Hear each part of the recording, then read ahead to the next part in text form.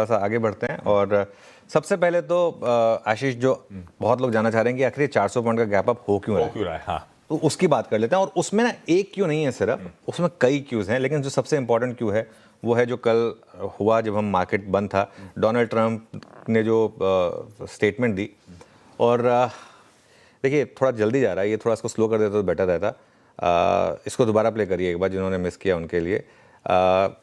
मुझे भारत के लोग काफ़ी अच्छे लगते हैं, दोनों देशों के बीच कुछ बेहतरीन समझौते पर काम चल रहा है।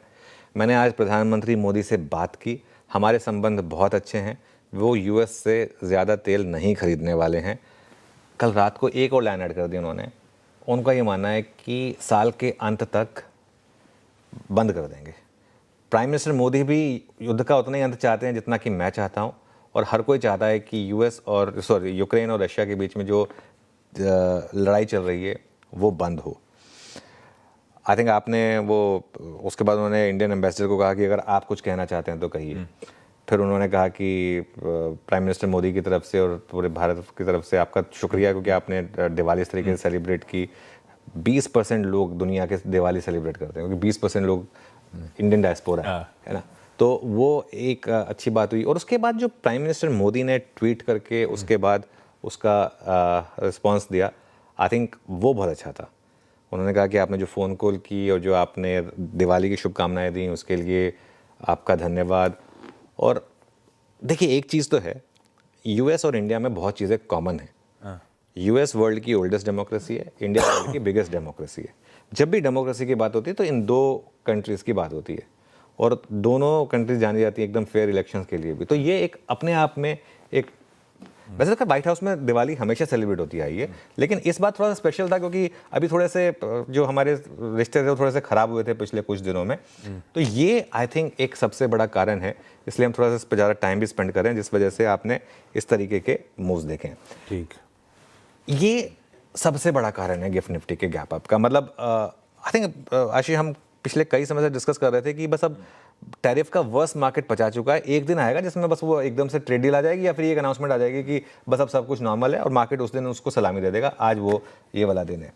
इसके अलावा लेकिन और भी काफ़ी पॉजिटिव क्यूज़ हैं, मैं आपको बताता हूँ। देखिए CAIT जो इंडस्ट्री बॉडी है, उसका डेटा है, वो ये कह रहा है कि इस बार की दिवाली सबसे शानदार रही। और ये आई थिंक, मैं आपको बताऊं, मैं मार्केट गया था, इतनी लंबी लाइन थी, मैं वापस आ गया। मैं कहा सॉरी बॉस, नहीं होगा, है ना, मैं नहीं लग सकता इतनी लंबी लाइन में। और ये अपने आप में एक पॉजिटिव है, क्योंकि ये जो GST कट का इम्पैक्ट है, भले ही अब आप इसको कहें कि एक पेंटअप डिमांड थी, बहुत लोग काफ़ी समय से सोच रहे थे कि एक बार GST कट का इम्पैक्ट आ जाए उसके बाद वो करेंगे उस वजह से, लेकिन जो भी है ये एक बड़ा पॉजिटिव है आपके लिए। और एक जो उसमें तीसरी चीज़ आप ऐड कर दीजिए, एक बहुत बड़ा सेक्टर आज चलने वाला है, वो है IT। 3 रीज़न है। इन्फोसिस के फाउंडर्स ने कहा है कि वो शेयर बायबैक में पार्टिसिपेट नहीं करेंगे, वैसे वो नॉर्मली भी नहीं करते हैं, लेकिन एक कंफर्मेशन आ गया। आशीष, मेरी कैलकुलेशन कह रही है कि रिटेल के लिए इस बार बायबैक में 50% का एक्सेप्टेंस रेशो आएगा।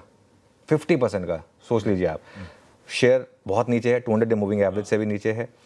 ट्रंप प्रशासन ने H1B वीज़ा में एक हल्का सा रोल बैक करा है। वो ये कह रहे हैं कि जो पहले से H1B वीज़ा पर हैं, जो स्टूडेंट्स जो अमेरिका में पढ़ रहे हैं, उन पर ही एप्लीकेबल नहीं। सबसे ज़्यादा स्ट्रेस उन्हीं का था। बाहर से कंपनियां किनको भेजती हैं? कोई बहुत सीनियर होगा उसको भेजेंगे, उसको तो $1 मिलियन प्लस की सैलरी देंगे, तो आप $1 लाख क्या है उसमें। तो नेट ना, अब ये भी जो मूव है ना, ये पूरा का पूरा आप मान के चलिए कि रोल बैक ही माना जाएगा इसको भी बेसिकली।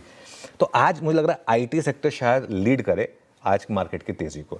इसके अलावा आप फोकस करें भारत फोर्ज, संवर्धन मदरसन, सोना BLW, और बाकी जो आपने और आशीष ने टीम में भी लिए थे 20 स्टॉक्स में, उसमें काफ़ी इंपॉर्टेंट था। बैंकों के नंबर्स काफ़ी ज़बरदस्त आ रहे हैं।